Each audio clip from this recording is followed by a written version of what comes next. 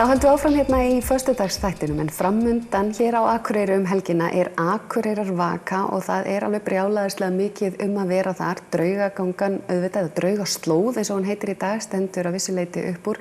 Fjölmargir viðburðir í miðbænum og það hægt að kynna sér þetta allt saman inn á visitakureyri.is og að gera bara fyrir alla að taka þátt. En eitt af stóru viðburðunum Stórsveit Akureyrar sem ætlar að sýna sig og sjá aðra hérna helgina og við fengum fulltrúa frá þeim en hvað Stórsveit Akureyrar, við byrjum bara aðeins á því, þið að fagna hvað, 75 ára afmæli? Já, við að fagna 75 ára afmæli. Þið búin að vera frá upphafi?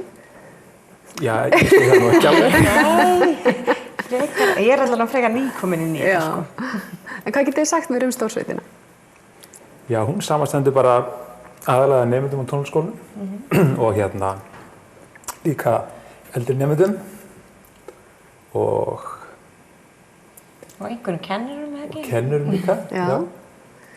Og æfið þið saman reglulega á spilið eða er þetta svona tilfallandi? Hvernig virkar starfið hjá okkur?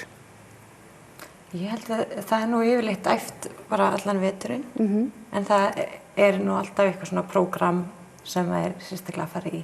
En segðu okkur frá núna þessum viðburði sem framundan hjá okkur. Þetta bara ótrúlega spennandi. Við erum bara að fara að spila með ótrúlega flottu fólki og þetta ótrúlega flott sveit. Jónas Sig og Leiló og bara ótrúlega flott fólk. Ég mjög spennt. Já, það ekki? Mjög. Það ekki dálítið lykt að fá að setja þetta í þetta samhengi svona líka? Jú, vissulega það. Og það sem gaman að því hún nefndi 75 ára afmæli að sem sagt Eyþing og Norðurorka styrkt okkur myndarlega í tilefni þess afmælis og þá var farið út í það að fá Samúel Samúelsson básónleikara eða Samma eins og kallum hann og hann útsetti 8 lög eftir Jónas Sig sérstaklega fyrir byggbandið okkar og þetta verður sem sagt spila núna helgina. Við erum bæði með tónleika í kvöld upp í Listigarði klukkan 9 og eins og á aðalkvöldinu annað kvöld á laugardaginn. Og sem sagt í kvöld þá verðum við að spila svona meira hefðbundið jazz en svo verður lögin að sjóna sér svona í fyrirrúmi á morgun. Og náðu eitthvað reynsli með fólkinu eða eru þið að æfa og fara hvernig virkar svona á baku tjöldin? Já, við hittumst sem sagt öll í gær og þetta var alveg löng æfing, sérstaklega fyrir hljómsveitina. Svo kom bara söngdífurnar inn. Já, mættu bara tóku sitt lag og fóru svo. Nei. En þetta ótrúlega flott fagfólk og það ótrúlega gaman að fá Jónas og Samúel og Leiló inn sem eru bara snilldar fólk, sko. Og hverja fólk vona á? Hvers konar tónlist? Þetta bara þessi pop tónlist frá þeim eða hvað? Já, það akkurat frá þeim og svo líka bara skemmtileg jazztónlist og bara virkilega falleg tónlist og líka kraftmikil tónlist. Ég held að ég að koma fólki óvart bara. Já, hvernig fer ykkur? Þau eru nú örugglega vönið að standa fyrir framan mikið af fólki í þessu umhverfi. Hvernig eru þið bara spennt eða fáið þið stressnútin í magann fyrir svona uppákomur? Það verður alltaf að vera einhver smá svona stresspunktur, það nú ekki spurning, sko. En byggbandið sem sagt, það nú svona verið að styrkjast. Við fengum hann Hallgrím, eða Halla, gítarleikara. Hann kom til okkar fyrir svona hálfum mánuði síðan og búinn að æfa með okkur. Við fengum smá sumarfrí í sumar og svo byrjaði í ágúst að krafti og búinn að æfa núna eiginlega í mánuð. Og byrjuðum á þessu prógrammi að æfa þetta í janúar.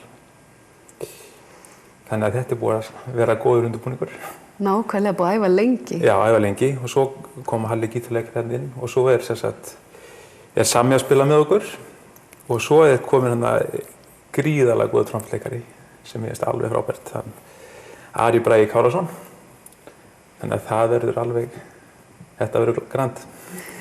Ekki gaman að fá það að spila við hliðina á svona fólki? Svona góðið, þú getur nú rétt ímyndað. Já.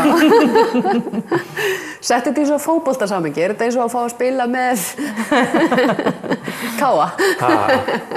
Já, þetta nú gott betra en það, sko. Já, þetta gott betra en það. Tala reynslu. Nákvæmlega. En þetta sem sagt á laugardagskvöld, þá í kvöld í Listigarðinum, klukkan hvað það? Það klukkan 9. Klukkan 9 og svo á morgun þá laugardagskvöld í Gilinu. Já. Hvað leyti? Líka klukkan 9. Líka klukkan 9. Þetta alveg idiotpróf. Svo langar mér nú líka að vekja athygli á því að Alberto Porro Carmona, Spánverji, sem kom hérna þegar kreppan sendist yfir okkur. hann kom hérna og búinn að rífa þetta starf mikið upp og á nú alveg heiðurinn af þessu öllu saman. Gífurlega skemmtilegur maður og drífandi og veit svo sannlega hvað hann að gera og hann á nú heiðurinn af þessu nánast öllu saman finnst mér. Já. En nú hann því miður bara að yfirgefa okkur Akureyringa, þannig að hann að fara til Spánar aftur. Þannig að þetta er kveðjuhóf í leiðinni? Þetta er svona kveðjuhóf í leiðinni, já. Já, nákvæmlega. Yndislegt, ætlaði að taka að öðru leyti þátt í Akureyrarvöku? Ætlaði að gera eitthvað? Já, það fyrir utan æfingar sem verða stífar, en jú, ég held að ég muni eitthvað skoða þetta. Það er mjög margt í boði. Nákvæmlega, eitthvað sem stendur upp úr? Ég held að draugagangan sé alveg mjög spennandi. Já, man ekki að kalla þetta draugaslóð eins og þetta heitir. Það heitir alltaf bara draugagangan. Það er svona vanur. Já. En þú? Já, það er bara blásturinn sem stendur að lupa hjá mér núna. Það er bara þannig? Já, þetta við erum einbytt okkar alveg að því núna. Já, fókusa. Já, aðalatriðið þarna núna. Yndislegt, takk fyrir. Nú vorum við bara Akureyringar verið duglegir að taka fram dúnfatnaðinn og textfatnaðinn allan. Hann passar akkurat til þetta aðstæður. Nákvæmlega. Það er ekkert til sem heitir vont, við erum bara slæmi fatnaður, sagði mamma alltaf. Takk fyrir komuna og við höldum áfram í föstudagsþættinum eftir augnablik.